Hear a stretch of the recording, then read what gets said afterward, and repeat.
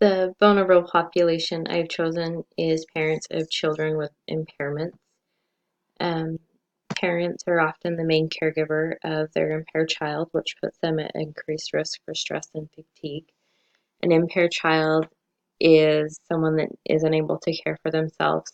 Some examples of impairment include Down syndrome and other genetic disabilities, learning disabilities, physical and mental impairments. In Utah, there's 152,000 caregivers. In the United States, there's 43.5 million. Um, Internationally, in Canada, there's 8.1 million. The United Kingdom, there is 6.5 million, and in Australia, there's 2.86 million. The amount of caregivers in Utah is 48% compared to 18% nationally.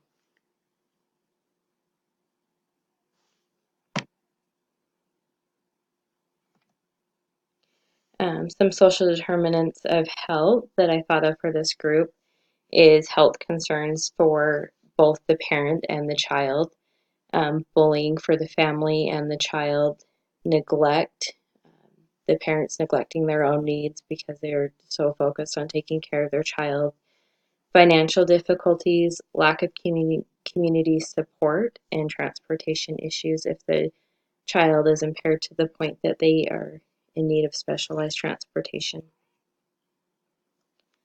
Some contributing factors of this, some specific concerns, is the disability prevents the child from developing normally and they'll forever need care from the parents. And the parents will be a full-time caregiver for their child for the rest of their life. Time spent being a caregiver can prevent the parent from being able to work a full-time job or prevents them from being able to go to work every day, causing financial problems. Full-time caregivers are at risk of developing mental health issues, as well as poor health for themselves.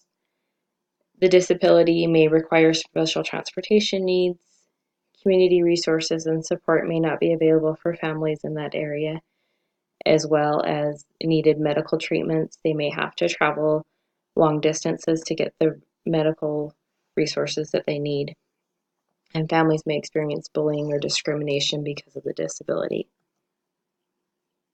Some of the root causes, parents' job and health insurance benefits if they don't make enough money or they don't have good health insurance benefits to help provide good health care for the child to begin with. Not having good community support and understanding to help the family. Not having the resources in the neighborhood to help get the children where they need to be or help the parents with the things that they need.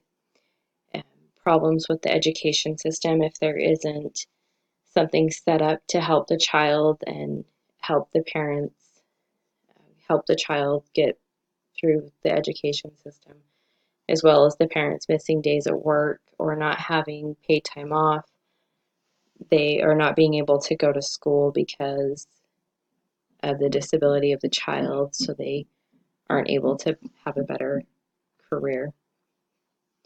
Some of the things that I thought of for Maslow's hierarchy of needs that the parents have a sense of love and belonging they provide to the child as well as the child provides back to them.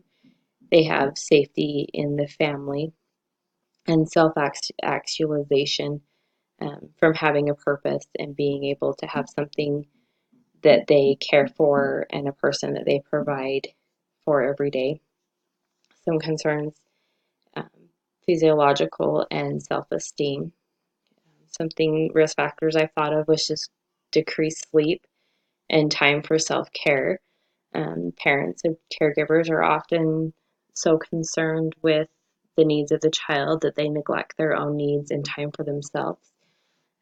They may also have poor feelings of self-esteem by feelings of lack of support. If the child is having issues, they may blame themselves for the issues or grief from the child not being developed, being the way that they're supposed to.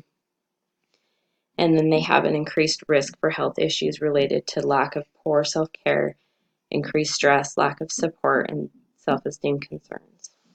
and they are in higher risk for mental health issues. Some specific concerns for communicable diseases and infections. Stress can weaken the immune system, and they are at risk for higher stress levels, as well as increased exposure to diseases, being in and out of medical settings if the child requires frequent hospitalizations or frequent doctor visits.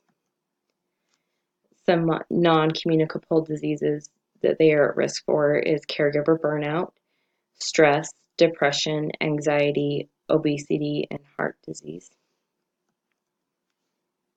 Some specific concerns for the caregiver is for self-care and self-harm. They often ignore symptoms of their own health issues, mental health, and anxiety. They are more likely to have depression and feelings of stress, um, not willing to take time to care for themselves or take time for others. They may take their frustrations out on the people around them or the child themselves, or they may harm themselves because of the increased amount of stress. Ways that they could be at harm to themselves or to others is they could neglect the child, they could abuse the child, they can personally suffer from caregivers' burnout, as well as mental health concerns with the increased depression can increase their risk for suicide or self-harm.